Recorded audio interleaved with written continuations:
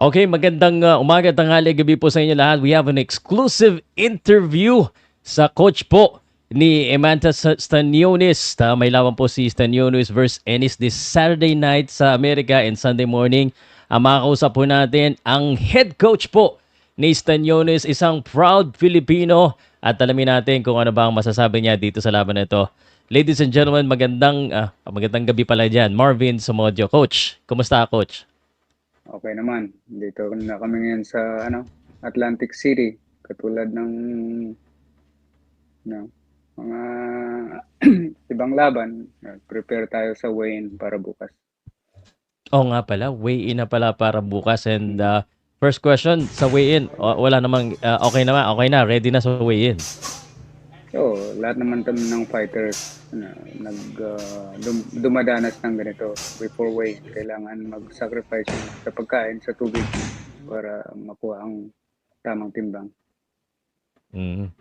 Coach Marvin, for the people that doesn't know, I just wanna verify and ask this. I know you are the main man and the head coach of Imantas Stanionis, correct?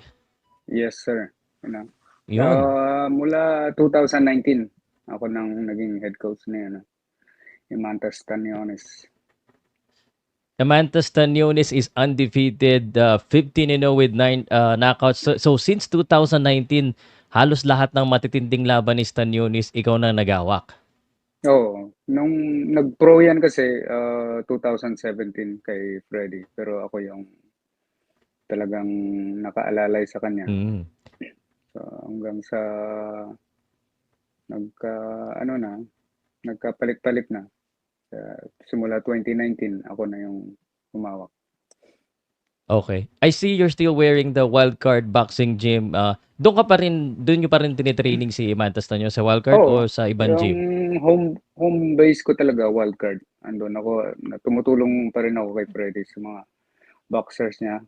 Tutungan yan last week, si Elvis Rodriguez lumaban. Nandun kami, dalawa ni Freddy. Si Freddy ang head coach, ako yung assistant. Oh yeah, I watched the fight with Elvis Rodriguez. So, alam mo Marvin, we are so proud of you bilang isang Filipino. Usually ang Filipino nagko-coach ng Filipino. Ikaw Filipino and you are the main man kay Stanionis. Bago natin pag-usapan laban, paano ba nangyari na ikaw yung naghawak ngayon? At may mga hawak pa bang mga ilang foreign or Filipino fighters aside from Stanionis na parang pinaka main guy mo yata siya ngayon? Siya yata pinakasikat ngayon na hawak mo eh. Siya yung world champion ko ngayon.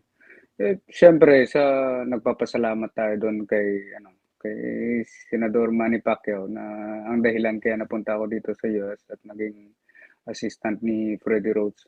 Si Manny Pacquiao talaga ang nagdala sa akin dito na alam ko hindi naman niya ako kailangan pero thank you sa kanya sa pagbigay niya sa akin ng opportunity para maging makapunta dito at ngayon makatrabaho ang mga boxing hero sa iba't ibang parte ng mundo. Sa ngayon, meron akong boxer na si Steven Navarro. So, isa sa mga boxers ko, isang prospect ng top rank. Meron akong Austrian fighter, light heavyweight. Lalaban din siya next week, si Umar Jambikov. Siya ay taga-Austria. At meron din akong Mexican Olympian, yung babae, si Brianda Tamara, 2020 Olympian sa Tokyo. At marami pa siguro at siyempre yung anak ni Senador Manny Pacquiao, si Jimwell, inaasa rin natin pagdating ng araw. Malapit na, makikita niyo sa larangan ng professional boxing. Yun, iniintay nga namin. Alam ko meron siyang parating na exhibition bout yata soon. At saka si Mark Magsayo, naghihintay lang kami ng solid na date at tingnan natin kung si Rocky Hernandez mag-agree sa laban. So tingnan natin. Yeah, I heard that there is parang first bid regarding their fight kung kailan, kung saan, at kung sino magpo-promote. But Coach Marvin, I'm very happy. You're doing very well as a coach, Filipino coach. Certainly, you're making the community proud dyan sa Philippines. Now, dito sa Pilipinas at saka dyan sa lugar mo dyan. Now, going into this fight, what sort of preparation, gaano ba kahanda, at I'm sure handa kayo, gaano katagal kayo nag-training dito? Kasi nakita ko sa ads, dehado kayo eh. Oo. Matagal Mm. din. Ito yata yung pinakamahabang training. Mm. Kasi nagsimula siya doon sa Lithuania, sa Lithuanian coach niya. Mm. Nag-training mga 4 weeks na siya doon. Tapos dumating siya dito sa akin, 8 weeks. Pero siyempre yung training, hindi naman ganoon ka puspusan muna bago isasabak sa mabigat na ensayo. Kailangan prepare mo na yung katawan. So lahat timing, Mm. kahit mahaba yung training camp, hindi lahat doon may puspusan, mahirap. Etong si Boots Ennis, parang sikat siya and then he's a knockout artist. What do you think is the advantage or disadvantage? If you can share lang ha, kung ano yung pwede mo i-share nyo dito kay Jaron Ennis sa laban na to. So, una, like, advantage namin siguro hometown niya. So mas marami siyang distraction siguro. Ay Mm. disadvantage naman, siyempre nasa kanya lahat yung crowd. Ang pag sumigaw yung mga tao, siyempre madadala yung judges kahit na hindi tumama. Sa ano naman, sa laban makikita mo naman si Boots Ennis, si Jeron Ennis, counter puncher, may power, tsaka mabilis din. Yun Mm. ang kagandahan naman, yung boxer ko matibay at lahat ng kinalaban niya gumagalaw. Siya laging sumusugod. So, tingnan natin kung kaya namin siyang i-pressure or mahuli ka agad. So, kung hindi man, syempre mag-a-adjust. Titignan natin yung kung anong situation. Mm. Parang lahat pinaganda namin kung anong pwedeng mangyari. Ang adjustment lang doon ang kailangan sa pagsimula ng laban. Coach Marvin, sabi mo nga may lakas, counter puncher, yung knockout artist din kahit papaano pero Mm. matibay yung Yeah. bata mo. Do you feel that winning kasi crowd din ito eh. Tanungin Mm-mm. na kita ng kumbaga dayo question. Do you feel Sige. pressured na kailangan na i-knockout win dito at hindi pwedeng yung iso-survive lang natin yung round? Or do you think you can win by decision against Stanionis? I mean against Butsenis? Pwede naman, alam mo, si Staniones, simula na nag-pro yan, hindi naman lumaban sa hometown niya yan. Lahat ng laban niya Mm. dito sa US. So, Mm. kaya hindi kami magbabago yung isip namin. Basta round by round lang. Kailangan lang adjust, kailangan ipakita na do-dominate namin yung round. At kung may knockout na darating, di so good, Pero sa Mm. si Boots Ennis naman, nakita mo yan, counter puncher. Kaya hindi ka pwedeng magmadali. May lakas. Mm. Ang boxer ko may tibay, pero hindi naman tayo nananalo sa tibay lang. Kailangan tumatama ang suntok. Yun. May mga nakalaban si Stanionis, si Nabutaev, na matitibay, puro decision win ng kanyang panalo. Mm. Do you think this will be the hardest test for Stanionis? Oo, syempre. Ito yung world champion. So, kung Mm. sa papel, sa record, makita mo siyang sinasabi ng number one sa Mm. 147 welterweight. So, kami Mm. yung number two. So, sa papel lang yan. Pero yung sa team namin, ako bilang head coach, alam ko na yung bata ko, number one. So, malalaman Mm. natin sa Sabado, yun yung patunay kung sino talaga ang number one. Pwede naman Yeah. ako mag-isip na kami pinakamagaling. Pero mapatunayan na sa laban kasi hindi naman perpekto lahat ng coaches. Mm. IBF at saka WBO, isa na lang may mag-aari niyan. Pero IBF tsaka WBA. Kami ang WBA WBO. champion. Yeah, And The WBA Ring. pala. Siyempre, nandiyan ang The And Ring. the Pag ring, ikaw, oo. ikaw panalo, ikaw may hawak ng The Ring magazine, ibig sabihin ikaw ang pinakamagaling. Oo nga, nakita ko nga yung yung promo video eh. The ring yung nasa rap, nagtingin na walang salitaan. Nagtitigan lang si Stanionis tsaka si Boots Ennis. Kaya makita Pero, 'pag 'yun ang ano, kapag yung mga mm, boxers hindi nagsasalita, 'yun ang ma-action. Lalo yung boxer ko hindi kaya mo nga. naman makikita sa social media 'yan, nagsasalita. Pero Oo nga. 'pag nagsalita 'yan galing sa puso at, totoo ang sinasabi. Right.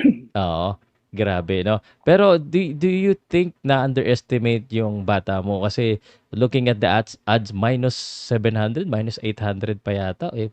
Tas Oo. ganun ka, ano, ano nyo, ang odds nyo? Hindi mo masisisi yung ano, yung mga fans kasi hindi nga kami na-promote ng maayos, you know.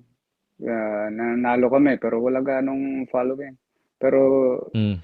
sa Team Ennis naman, sigurado ako hindi nila ina-underestimate kasi kilala nila kami, magkalaban kami, lumaban kami sa isang ano, sa isang show lang, sa isang promotion. So ilang beses na nung nasa PBC pa siya, magkasabay silang lumaban sa isang show. So nakikita nila.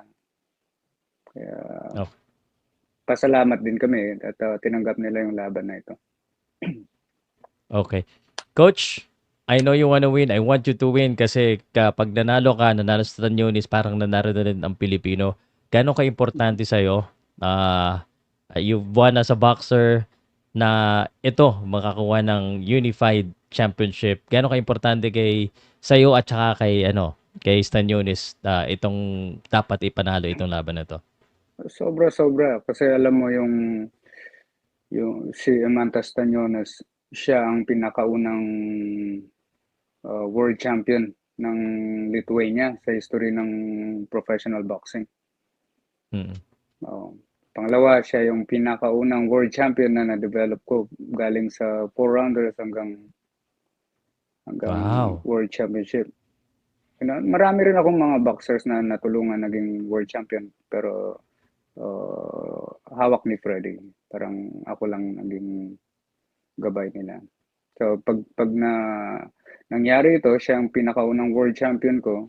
Tapos siya ang pangalawang pinakauna rin magbibigay sa akin ng Unified World Champion at saka Ring Magazine World Champion, welterweight. So sobrang napaka-importante sa akin. Hindi, alam mo naman, hindi naman tayo masyadong nagsasalita sa mga narating natin, sa mga bagay na nakamit natin sa boxing. Pero siyempre bilang trainer, nagiging proud din ako kapag naging successful ang isang boksingero. Of course, coach. And we are so proud of your accomplishments. And you might be leading the way or you're one of the Filipino leading the way kasi kilala na tayo sa pagiging boxer. Eh. Sa Mm. pagiging coach in the international stage, you are leading actually. So nakaka-proud yan. Nakapunta ka na rin ba ng Lithuania? Oh, hindi pa. Yun yung pinag-uusapan namin noon pa. Kaya lang hindi, alam mo may commitment siya, kaya hindi siya makalaban sa Lithuania. May Well, at least to kontrata. visit kasi hometown ng boxer mo yun. Lalo na pag Oo. nanalo siya dito, kailangan niya ng kasama ka doon pag in-award na siya doon. So anyway, good luck sa laban mo, sa laban ng boxer mo. Ah, ah, siguro hingian lang kita ng konting message sa mga fans. Hingi tayo ng support. Kahit hindi Pilipino si Stanionis, Filipino ang kanyang coach. Mm. At saka syempre mga gusto mong pasalamatan at saka i-shoutouts.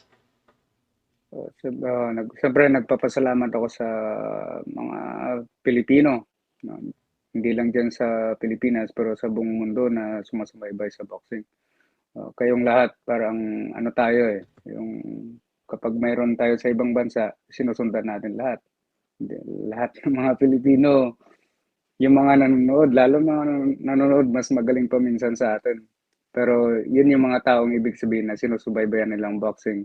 Gusto lang nila tayo maging successful, kaya kini-criticize nila tayo. At marami rin tayong mga trainers sa Pilipinas na magagaling. Kailangan nila ng pagkakataon, kailangan nila ng mabigyan ng opportunity para maipakita yung galing nila sa pagte-training.